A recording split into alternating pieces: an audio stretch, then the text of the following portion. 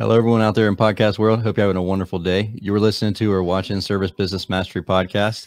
I'm one of your hosts, Tersh Blissett, sitting virtually next to my co-host, Josh Crouch.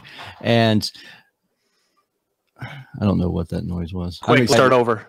Yeah. Let's start over. Break. I'm super excited to talk to Ray. We have our guest today is Ray Higdon. I met him at a conference that I was at earlier this year. And some of the things that he was saying, actually pretty much everything that he was saying on stage totally resonated with me. And I knew it would resonate with Josh.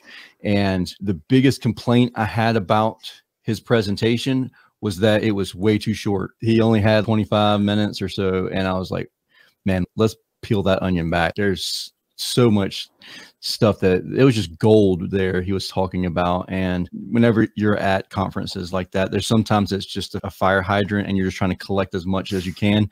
But that was one conversation that I was like, I got to go deeper in this conversation. And immediately I pulled him to the side and said, hey, I want you to come on the podcast the next time you have it available. And when was that, Josh? That's been a while. That was end of May. Yeah, our schedules have just finally gotten to where we can work together. I don't even really know if that's the case, but it's really been really cool. Ray, first off, if you watch YouTube, if you're watching us on YouTube, obviously please subscribe, but check out his channel. And that is Ray Higdon. You can search him, or there is a URL also. Yeah, if you're watching it live, it's on the bottom of the page. Otherwise, we'll put it in the show notes as well at the end, so you can check that out. He's got a lot of, it's not just fully like one blanket piece of content where just a rabbit hole into one thing. He's got some really cool stuff throughout his channel. He's got some pretty popular content on here too that people are really liking. And I love the fact that I dove into his rabbit hole earlier today a little bit also, and the fact that he talks about follow-ups, and he's not in the air conditioning industry. I want to preface that with this conversation. We're going to talk a little bit about mental health and that kind of thing, but he is in the trades.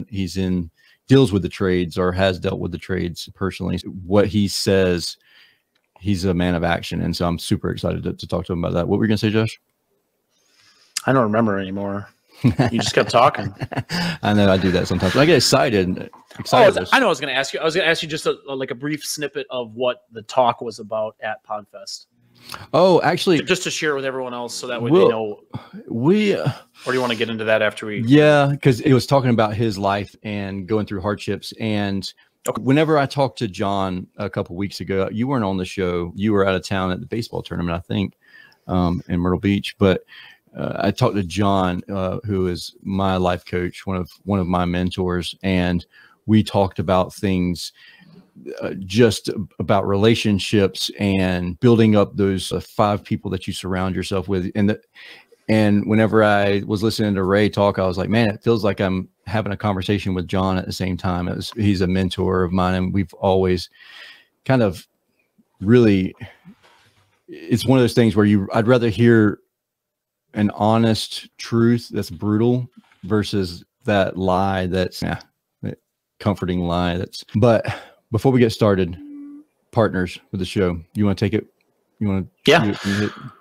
Yeah, I'll go over something new that's going to come out with Sarah, just because they're continuously adding things regularly. They are going to have an API release soon, which means Zapier in automations will be a thing. So you can bet that Tersh and I will probably nosedive headfirst into that to find out more about it. That should be, Billy gave me a date for that, but that's going to really unlock some crazy potential, which actually, talking about automation and follow-up, which is something Ray will probably touch on today, is going to be what that allows you to do when you have open estimates or you have open work, stuff like that in your CRM. If Sarah's continuing to kind of push the envelope and get things out quickly, but they usually do it in a way that makes sure it's very thorough before they release it. So sometimes the releases aren't always as quick as maybe some other CRMs, but look forward to seeing that. And anyone that is part of Sarah's network, look forward to seeing that soon. Yep. And Company Cam, if you're a technician and you're listening to this, I know that you have, if you go through your photos of in your phone looking for pictures of your kids, most of the times you're going to be scrolling past lots of air conditioning units, data plates, water heaters, pictures of houses in general. Company Cam really solves that issue. So it's a digital asset management tool Man, I could not get that out of my mouth. It's a dam. Just call it a dam. It's a dam. But it really you stores everything in the cloud, and you don't have to store it on your phone anymore. And also it keeps that metadata, which is really good too. Yeah, and I can tell you, so we use a dam for our digital marketing agency. It's not company cam because we don't do job specific stuff. We have clients send us stuff, but having a dam system is, I tell you, it's way better than storing them on Google or Google Drive. Like, you can do so much more actionable stuff with it. And if it just sits in your CRM, it doesn't do anything for you. Like, It doesn't help you remarket your services. Company Cam's a great extension of what you guys are already doing. Yeah, absolutely. Good job, Josh. You're all. Are you looking for valuable business advice to reach that 7-figure revenue mark? Do you want actionable tips to properly navigate through every business challenge you encounter along the way? Let Tersh Blissett and Josh Crouch be your guide in getting you to the top here at Service Business Mastery. Tune in as they sit down with world-renowned authors in business, leadership, and personal growth who share valuable insights about management, marketing, pricing, human resources, and so much more. Let their nuggets of wisdom gold guide you in owning a thriving, profitable, and ever-growing business. Here are your hosts, Tersh and Josh.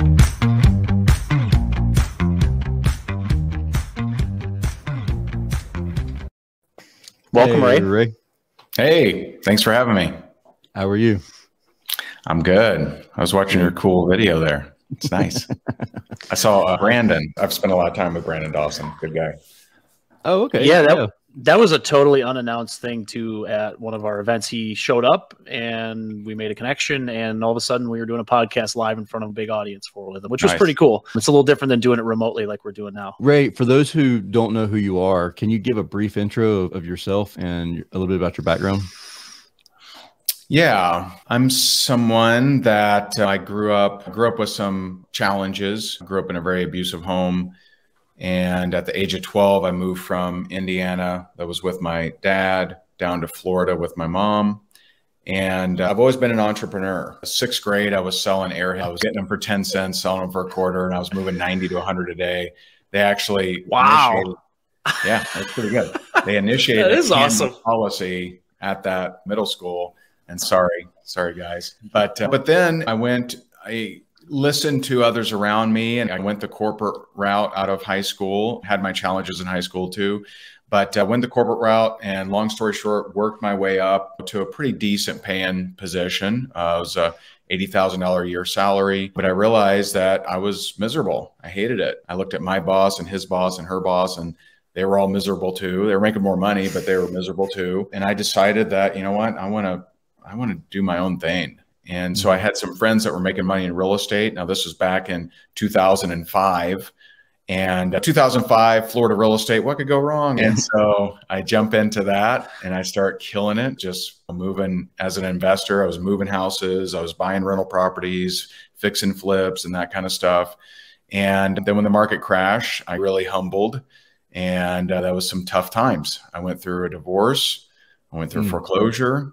And I lost everything. I sold furniture, just got wiped out, got very depressed, drinking heavily, and it wasn't good. And there were a few things that helped me to alter how I thought and how I dealt with stress to bounce back. And I built a training company, an Inc. 5000 training company, generated tens of millions of dollars online now, speak at large events all over the world. I'm speaking in November in Dubai for the Direct Sales Association. And I got remarried. I've now been remarried for 10 years, and life is very different. I'm a better dad. I'm a better husband. I'm a better businessman. And I've just learned a lot along the way. And I hope to bring some value to those that are going to watch this. Let me ask you, and it's been several months since you presented, but and so I don't want to get this wrong, but whenever you were talking, you mentioned, I believe it was something about the frustration that you would feel as a business owner and changing the mindset, just your mindset from, several years back till now, getting frustrated or aggravated with things and moving towards where you're at now. Can you go into that a little bit? Do you know what I'm talking about? Yeah, I don't know the exact example, but just giving you my take on it. So One is you have to understand the importance of emotions, that they're so important, and most people have no idea how important they are. So for example, there are people that had something bad happen to them 20 years ago, 30 years ago. That's it. Yeah. And they had this bad thing happen. And unfortunately, I mean, I've coached all kinds of people. I've coached people that were sexually abused, physically abused like I was, people that have just been through very traumatic things. One of the people that was on our reality show, she'd actually been trafficked. And you just can't get much worse than that kind of stuff. And so we have this experience. And the end result of any experience is an emotion. And so you had this experience, you had this emotion, and most people, they relive that on almost a daily basis. But here's the rub. The rub is your mind doesn't actually know the difference between you remembering something or it actually happening to you. So let's say that someone betrayed you, right? I had an employee, she was our controller. Yeah. So I had our controller steal $60,000 from us. And so if that experience happened, I had an emotion, wasn't happy about it, wasn't cool. And, but what if I thought about that every day and relived that experience every day? And so literally every day, someone is stealing $60,000 from me and I'm reliving that same emotion. How would I show up in the world?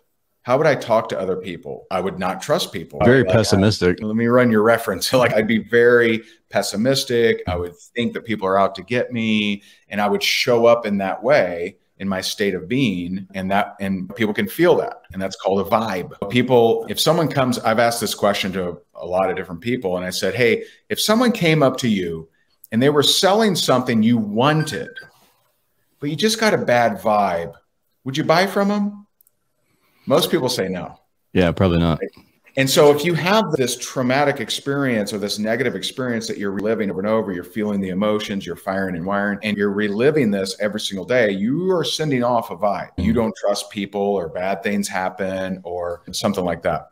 And what many people have said over the years, what many of the greats, Neville Goddard, Yogananda, Jesus, if you dig into what they said, you holding that emotion is attracting more of that kind of emotion to you. Right? Yeah. What you're thinking about, you're bringing about. And so what I've learned over the last few years, with some help, for sure, didn't come up with it on my own, but with some help from people like Dr. Joe Dispenza, who I'm a very big fan of, and I've learned a lot from him. The older gurus, Neville Goddard, New Zealand. And I've learned that when I have a negative emotion or I feel bad, whether it's a memory or a new thing, that's just drawing my attention to unfinished work. It's drawing my attention to raise a trigger of, hey, this is a lesson you still need to learn, or this is something you need to work on. And when I have a negative experience, or I have a negative emotion, or I'm just feeling negative, then I notice it. I'm like, okay, what is it I want? Mm-hmm. So it's like this North Star, or it's a pointer to the North Star of when I'm not feeling good, or when I'm thinking bad thoughts, or when I'm stressed out, frustrated, overwhelmed, disappointed, any of those words that are so common among so many. That's just hey, knucklehead, what is it that you actually want? And so I shift direction. I say, okay, what is my intention for the day? What is my intention right now? What is it that I actually want? And so it keeps me pointing to what I want. And that setting of intention of what do I want in my life? And you challenge the holding on to that negative, the holding on to that familiar past. And so I hope that helps. Is that well? So how do you avoid? Obviously, you don't want to make the same mistake and have another controller steal $60,000 from you. Yeah. So how do you avoid that happening while also not thinking about that constantly? Because I love what you say there, and I wholeheartedly believe, I agree with you that what you think about, you bring about. And if it's so much so that, like, when as a air conditioning company, we're like, oh, you can't do that because it hasn't been done before. You can't do this, or that doesn't fit into the status quo of our industry. And as long as you keep saying that, it's never going to happen. And then just by simply saying it can happen and it will happen, then it happens. Obviously, you have to put forth the work, and you can't just say, I'm going to be a millionaire every single day and sit on the couch. But whenever, what do you do to make sure that you're still being protective, but you're not being pessimistic? Yeah. In that particular example, here's how it went down. We noticed a discrepancy, and my wife and I, and we confronted her, and we're like, hey, we're looking at the payroll and we see this thing and it looks, and she goes, yeah, you got me. What? That's your response. Not even denying it. Like we're in a cartoon or something. It's, oh, you got me. And so this was the chain of events in my head. So first of all, I was mad because I had given money to help her kids at school. She had been in my house. She'd held my kids. I first was mad for a couple minutes. And then after that, I did a scan. Did I deserve this? Did I mistreat her? Was I not nice to her? Did I blow her off? Did I treat her like crap? And I came back with, no, I actually treated her really well. Okay. Yeah. And so it's okay, number one. And then number two is, okay, what can I put in place so this doesn't happen again? And so we shifted our accounting practices to just use a different system, and where this just can't happen because there's too many eyeballs on it now. It's with a company versus an individual, and it just really unlikely for it to happen. So that's that particular example. But let me give you something not so specific, but will be much wider. All right. Okay. And this was one of the tougher ones. All right. Or maybe even the toughest. So I remember I was in an argument with my wife, which doesn't happen very often, especially nowadays, because I'm way chiller. But I was in an argument with my wife, and so many times this thought came up, and the thought was, I'm not a priority. Now, that thought had probably come up every argument we've ever had. And so how does someone that isn't a priority show up? If they're not a priority, then they just shut up, right? Quiet treatment, silent treatment. Why even add anything to the argument if I'm not a priority, if I don't really matter? Yeah. Now, you don't have to do this level of work, but I've done the work to figure out where that came from. It actually came from when I was a kid. When I was a kid and being abused, family members knew about it, but no one did anything about it. And so I drew the conclusion, I created a paradigm that I'm not a priority, that I've projected on every relationship I've ever had in my entire life, personal, business, whatever.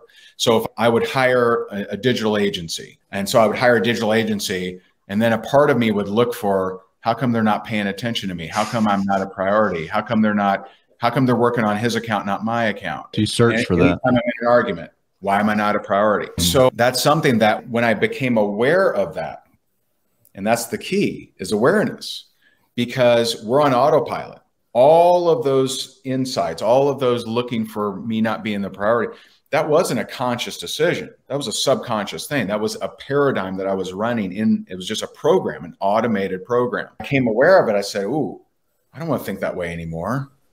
I don't want to constantly be looking at, I'm not a priority. Yeah. And so that has you show up in a different way. Now, I may or may not be the priority for somebody, but I'm not projecting that anymore.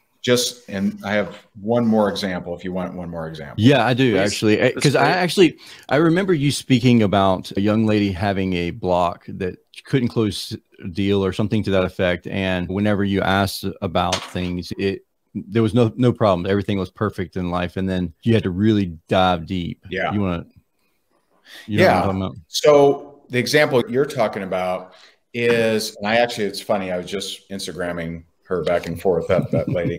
And so I've done a lot of live coaching where someone gets on, I don't know anything about them, and I just ask them a few questions and we figure out where they're stuck and what their problem is. So with this lady, she's a rock star, and she used to be, I think she used to be in some kind of TV, like she was like literally a TV star.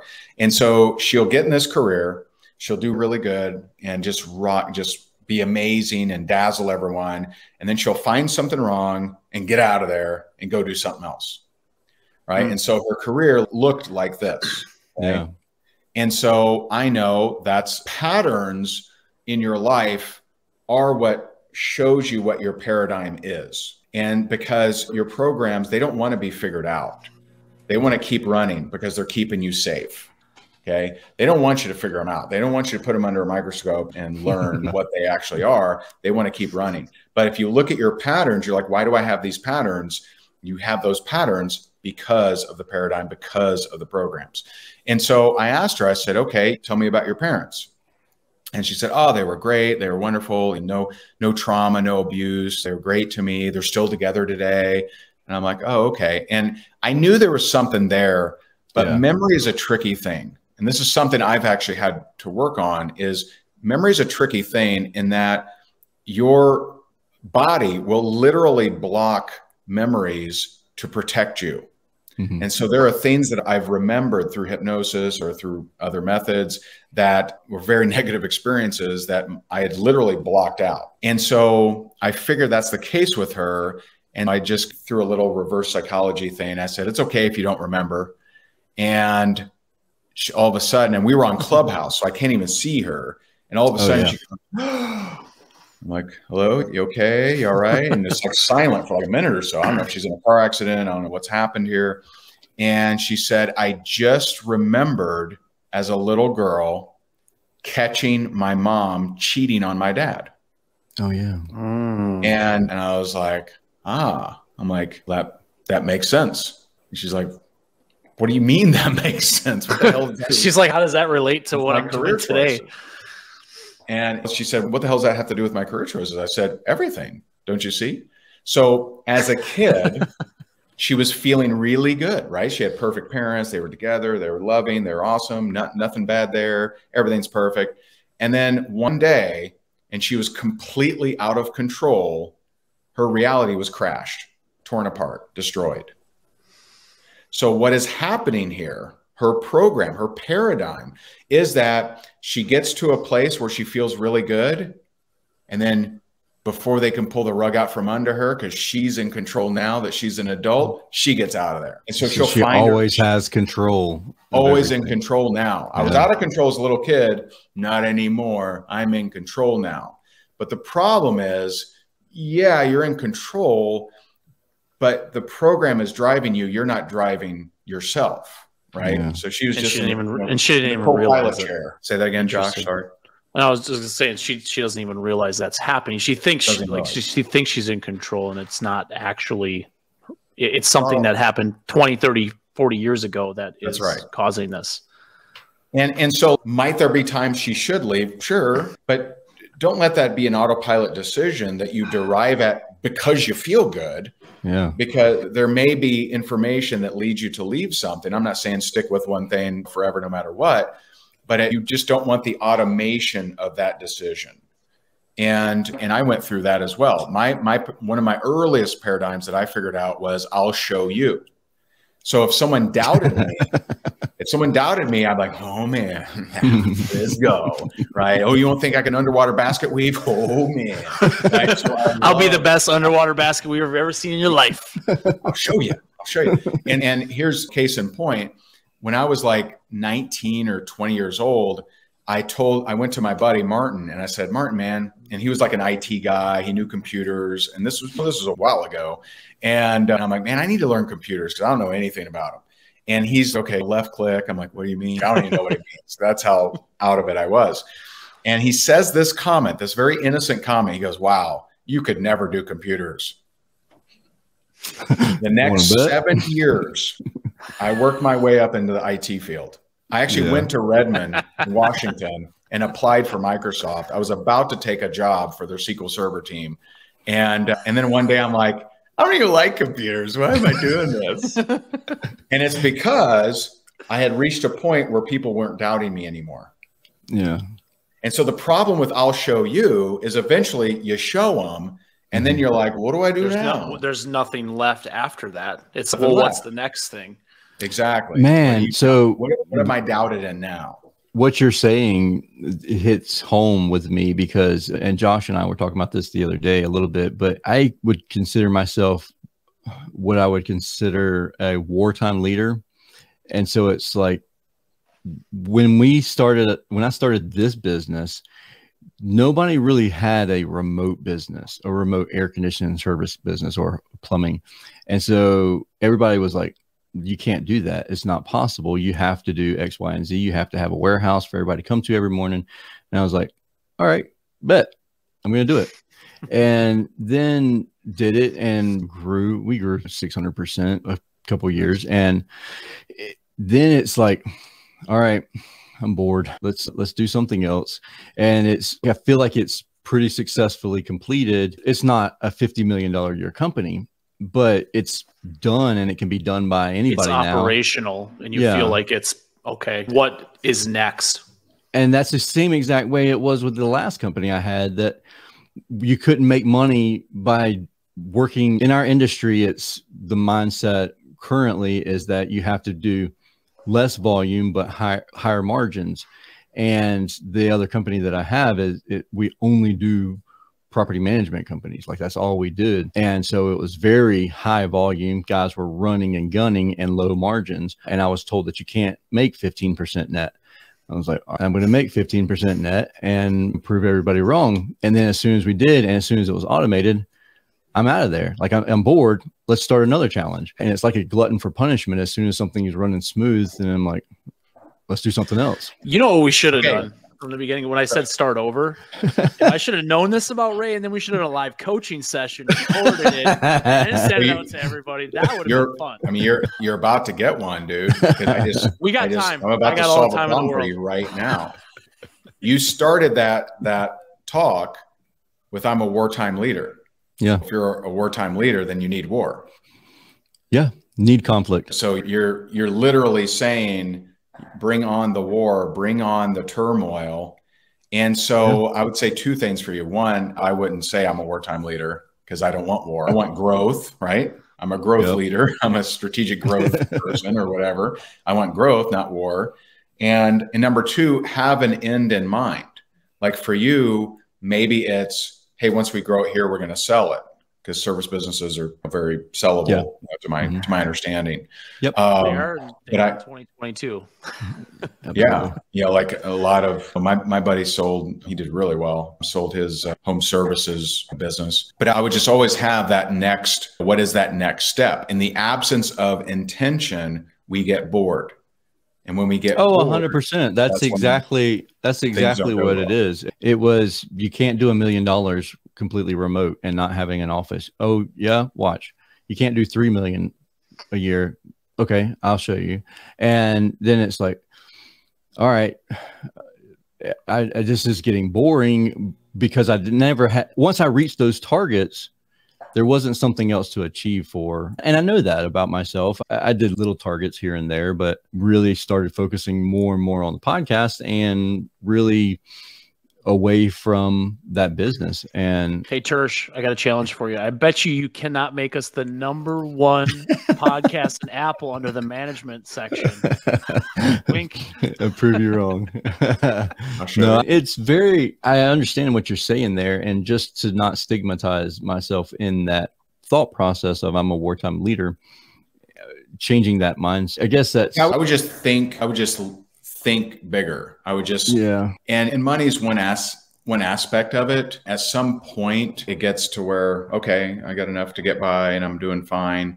And so it's like more of what will you do with the money? Right. Yeah. So one of our projects this year that we're making good progress on is building a hazard house for kids in foster care. And so thinking about what resonates with you, that might be a charitable thing, doesn't have to be. What resonates with you, where at the end of the day, you say, dang, man, I'm really glad I built this. I'm really glad I did this thing. Mm-hmm. And so that could be like, I had an intention. I saw some friends speaking in Dubai and I'm like, man, I'd like to get hired to go over there and speak in Dubai and spread out there. And so that was an intention. And then a couple of weeks later, someone reached out to me and they hired me to go speak there. And so I just think setting of intentions, constant looking at what will make me feel good. And when I was a workaholic, it was always next goal, next goal, next goal, next goal, next goal. But none of those goals actually made me feel any better. And $1 million a year, $1 million a month, $1 million weekend, $1 million day, like all of those things were great. And I'm just piling up these stats and everything, but none of them made me feel any different. So that's when working is actually a coping mechanism with you being afraid to spend time with yourself. And so now I spend a lot of time with myself. I do meditation, I do journaling every day. And so when you realize that business goals aren't hitting what you hoped they would hit as far as making you feel better, then you got to look at it a little differently. What would actually make me feel better? And so I'm not sure if that helps or not. Yeah, it does. So we're talking pretty high level stuff here. As a business owner, there's a lot of business owners that are listening to the show and they have employees and team members. Is this something that you should even attempt to have a conversation with a team member about, or like where do we direct, like where do we go to help team members learn more about themselves? First, it's you being the example. Okay. And so I would not go to team members to get them, you guys need to learn about yourself. Like you need to learn about yourself. Yeah. And so when you show up as the example, then people say, I'll have what he's had. And by me changing, I've had people that work for me, my wife, I've had people say, man, what is it that you're doing? So the question is, how can I start showing up in a way where others ask me, what are you doing differently? Something's different about, and that's really becoming familiar with yourself. A very simple process, because I know a lot of people are scared by meditation, and people think that because they don't understand how it works, so they think that, I can't do it. And that's only because their body is in control of them. So step one of meditation is tame the animal. So when I first started meditating, 2 minutes in, I'm fidgeting, I'm scratching my face, I'm stretching, I'm doing all this stuff. I'm not meditating at all. My mind is racing. And then now I've done 4-hour meditations without moving a muscle. And because I've tamed the animal, and I have to retame it every time. And so it's you telling the body, it's you telling the mind, I'm the master, I'm in control. But that's a little much for most people. One thing you could do right now is just every morning, I do this every single morning. Every morning I wake up and I write down, okay, what's on my mind? What are my thoughts? And I take a couple minutes, not long. I don't know if I have enough pages in a notebook for that. It gets better. The more you do this kind of thing, that it gets better. I just like, what are my top thoughts? What are my top 5, 10 thoughts? And then it's, what are the thoughts, actions, and feelings I don't want to have? And so I love that you mentioned that. If we think about the thoughts that we don't want to have, does that not bring them about? Yeah, bring them about. Exactly. Yeah. So here's the issue. What people think is they think that suppression works. And suppression is still a connection of energy. Yeah. Okay. So whatever you're suppressing, it's actually better for you to express. And there were times where I didn't feel like a good dad. And me expressing that, not to other people, but to myself, right? Me expressing that, hey, I don't want to feel this way. And so what are the thoughts, actions, and feelings I don't want to have? And what do I want to have? How do I want to show up today? What are my thoughts, actions, and feelings I want to have today? And it forces me to look at the day before.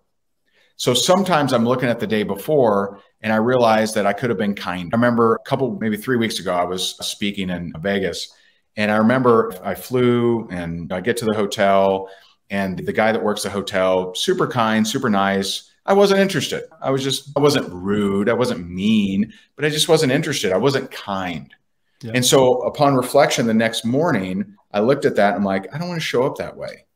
You know, maybe that guy was having a bad day. Maybe he just found out his daughter has cancer. I don't want to be that guy that's just not interested. Check me in, dude. I didn't say that to him, but I could have been. Probably gave off the vibe that you just, hey, just check exactly. me in. I really want to talk to you today. And so there are days where my 6-year-old daughter triggers me. She is strong-willed. She's got a big personality. And there are days where she pushes my button and triggers me. She shouldn't be able to trigger me. Yeah. That's not her. That's me. Yep. No one can make you angry. But you can allow yourself to be angry based out of not being in mastery. And so every morning I'm looking at, how did I show up the day before? Was I kind to my wife? Was I patient with her? How did I show up big on that interview? Did I hold back? And so I'm looking at the day before, and you do that on a consistent basis, all of a sudden you're going to start showing up differently.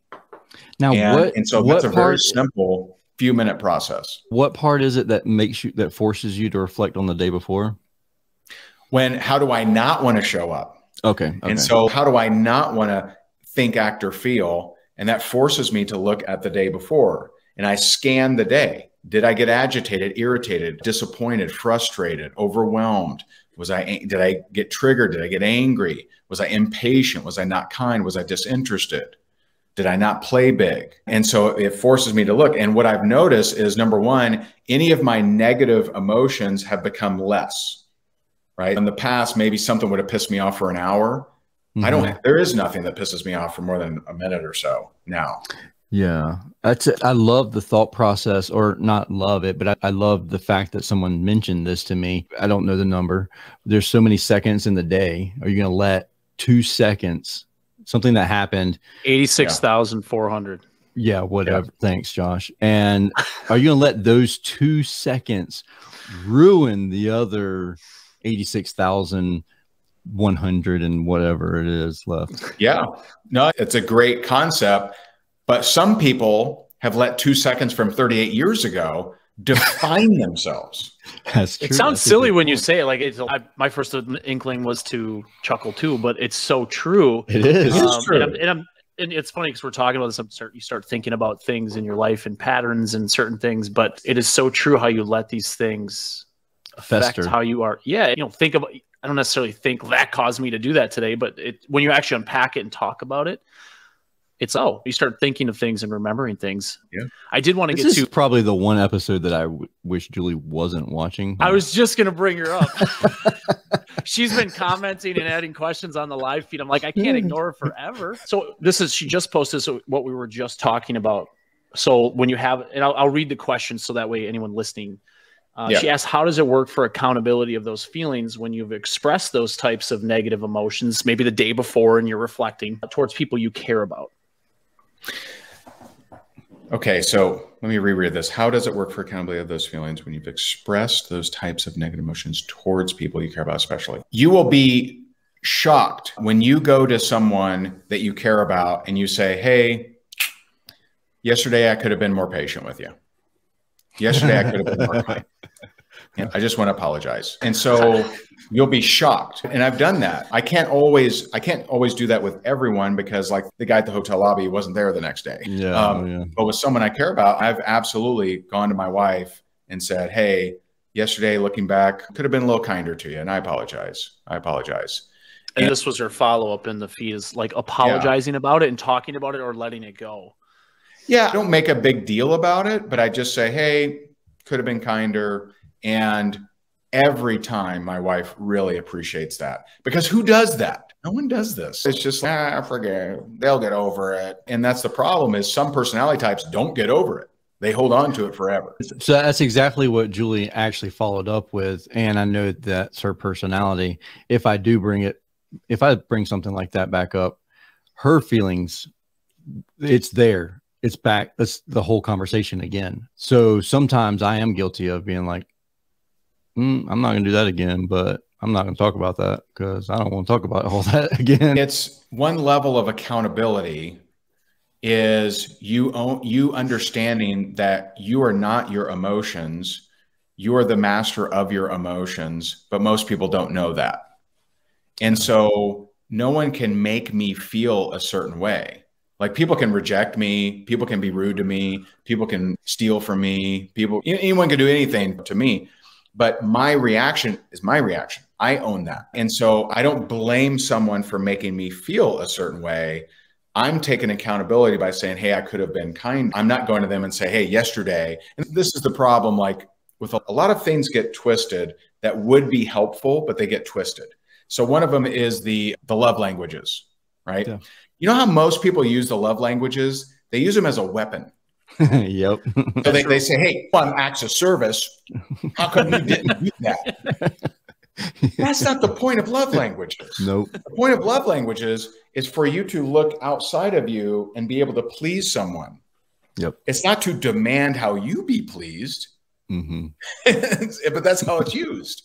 And that's something that John, my life coach and mentor that I mentioned earlier in the show, one of the things he sat me down, and we've gone through the love languages and everything. We know them for our kids and everything else. And he was like, think about it. And your job is to fill her cup, fill the kid's cup every day. And you fill it by showing them their love language. And so it's very helpful. If you do it the right way for others. Yeah. It is damaging to demand for yourself. Yep. Absolutely. That's I think that's a great point to end things on. It is. Such an amazing thing. Before Tersh closes out, any of this type of content, do you have any of this stuff on? I haven't gone through as deep on your YouTube stuff. Do you have any of this stuff on your YouTube where people can take in some of this stuff and maybe reach out to you that way or through Instagram?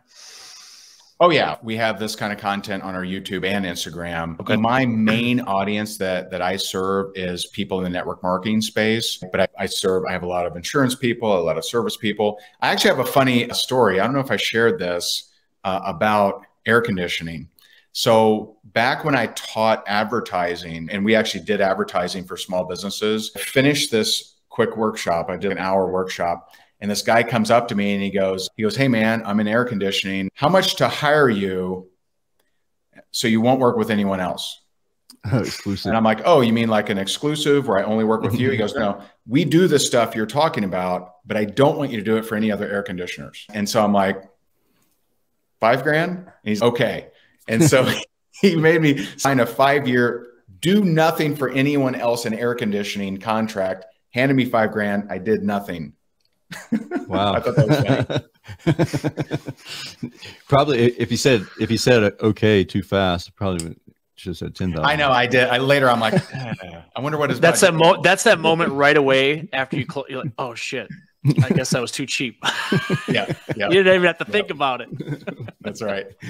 Man, Ray, we really appreciate you coming and spending time with us. And, thanks for having me. It was a lot of fun. This was really great, Ray. Thank you. Cool, man. If anybody has any questions, follow them on YouTube and on Instagram, and you're going to learn a lot. I like I said earlier, I was checking out videos today. I've checked them out in the past, but I was even deep dive, and it's one of those things where I'm like, I'm gonna watch one, and then it's like, oh yeah, this is good. Let's keep going. And nice. So honestly, if you have any questions, don't hesitate to reach out to Ray or Josh or myself, and we'll try our best to get you in contact with Ray. But thank you again, Ray, for coming and joining and spending time with us. And I know tons of people got value out of this. And thank you. If you're listening to or watching this episode, please leave a review, subscribe if you haven't already subscribed. And we look forward to talking to you again next week. And yeah, have a wonderful and safe week. We'll see you later. We'll see you guys.